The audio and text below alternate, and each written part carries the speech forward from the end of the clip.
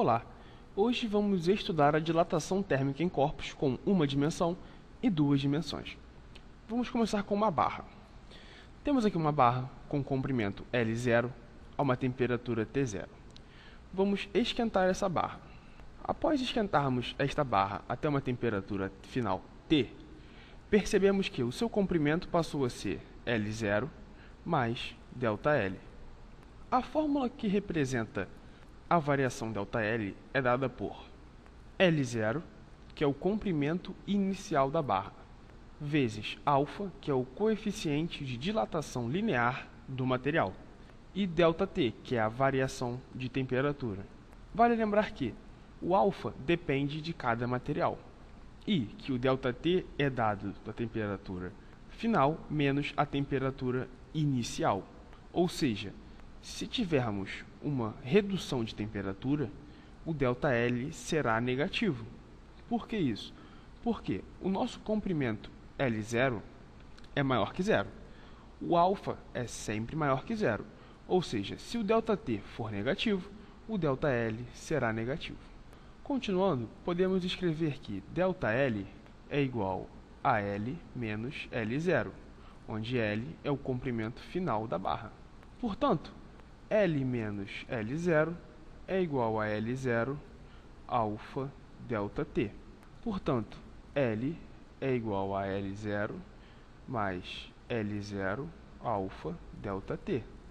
L é igual a L0 vezes 1 mais alfa ΔT. Vamos agora estudar a dilatação superficial. Para isso, temos uma placa com temperatura inicial T0 e área S0. Vamos esquentar essa placa da mesma forma que fizemos com a nossa barra. Após o aquecimento, a temperatura final da placa é T e a área final da placa é S0 mais ΔS. Vamos ver como esse ΔS se relaciona com S0. Esta é a fórmula que relaciona o ΔS com o S0, que é a área inicial, e o ΔT, que é a variação de temperatura. Temos que ΔS é igual a área inicial S0 vezes beta, que é um coeficiente de dilatação superficial, também dependente do material, vezes a variação de temperatura ΔT.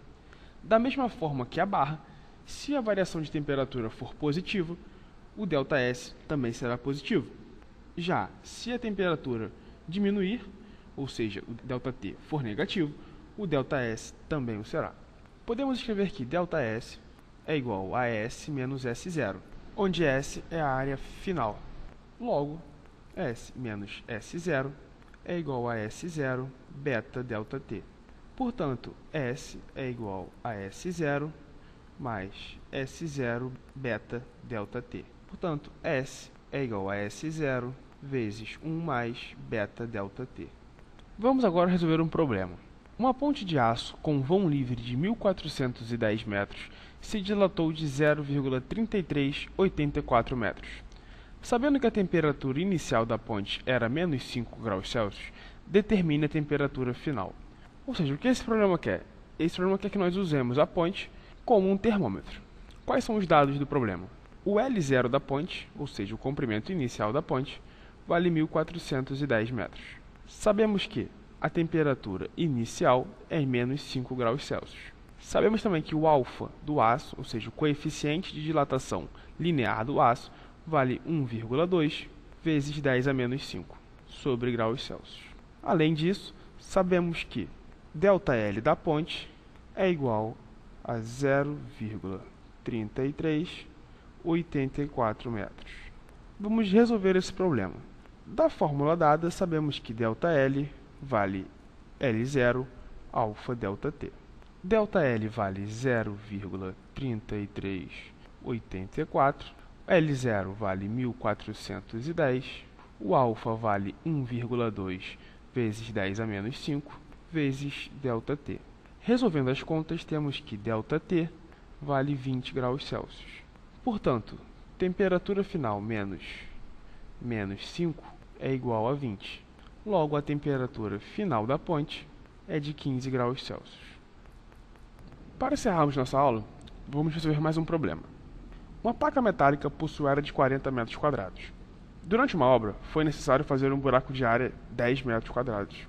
Determine a área da placa após um aquecimento de 100 graus Celsius, sabendo que o coeficiente de dilatação superficial do metal envolvido é 10 a menos 6 sobre graus Celsius. Bem, vamos agora escrever o nosso problema. Nós tínhamos essa placa verde com área 40 metros quadrados. E foi feito um buraco amarelo, o fundo preto aqui, com área 10 metros quadrados. Sabemos ainda que o beta, que é o coeficiente de dilatação superficial do material, vale 10 a menos 6 sobre graus Celsius. E que a variação de temperatura foi de 100 graus Celsius. Portanto, a placa assumiu a seguinte forma. Esta é a forma que a placa assumiu.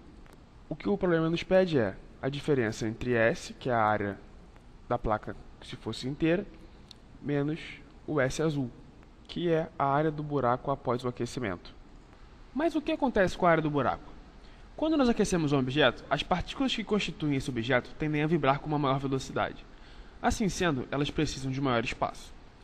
Quando existe um buraco nesse material, o raciocínio também se aplica, ou seja, as partículas também devem se afastar.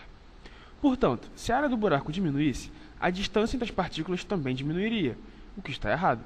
Logo, a área do buraco também se dilata da mesma forma que o material.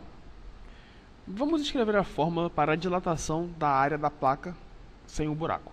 S é igual a S0, que é a área inicial da placa sem o buraco, 1 mais beta delta T. Substituindo os dados, temos que S final será 40, que é a área inicial, 1 mais beta, que é 10 a menos 6, vezes delta T, que é 100, 10 ao quadrado. Logo, a área final será 40,004 metros quadrados. Essa é a área da placa sem o buraco. Vamos agora calcular a área do buraco. S é igual a S0, 1 mais beta delta T. Logo, S vale 10 vezes 1 mais 10 a menos 6 vezes 100. Logo, a área dilatada do buraco vale 10,001 metros quadrados. Portanto, a área desejada, que é a área vermelha, a área da placa dilatada, sem o buraco, menos a área azul, que é a área do buraco dilatado, é igual à área verde menos a área amarela. Logo, a área desejada, vamos chamar de S branco, é igual a 30,003 metros quadrados. Vamos resolver este problema de outra maneira.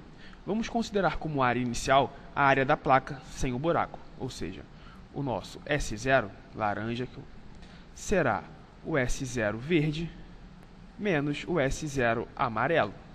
Portanto, o S0 laranja será 40, que é a área da placa inicial, menos a área do buraco, que vale 10. Ou seja, o nosso S0 será 30 metros quadrados. Usando a fórmula da dilatação para essa nova área, ou seja, S igual a S0, 1 mais beta delta T, obtemos S é igual a 30 vezes 1 mais beta, 10 a menos 6, vezes 100, 10 ao quadrado. Portanto, S final da placa será 30,003 metros quadrados. Isso mostra que podemos resolver esse problema utilizando como área inicial a área da placa sem o buraco. Não precisamos resolver dois problemas, um para a placa completa, ou seja, a placa sem buraco, e outro para o buraco, e depois diminuir. Não podemos utilizar diretamente a área sem o buraco. Bem, com isso terminamos a nossa aula. Espero que vocês tenham gostado.